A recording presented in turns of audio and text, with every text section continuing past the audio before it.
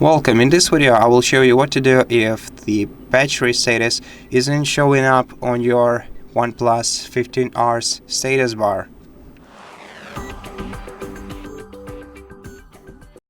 The solution to this issue is quite simple. All we have to do is go to settings on our device, then go to notifications and quick settings menu, and then go to status bar, select battery style first, and select one of the available battery styles, and then also go to battery percentage and choose whether you want to show it inside the battery icon or outside the battery icon. Far as I know, this option is available for any battery style, and this one only for certain battery styles.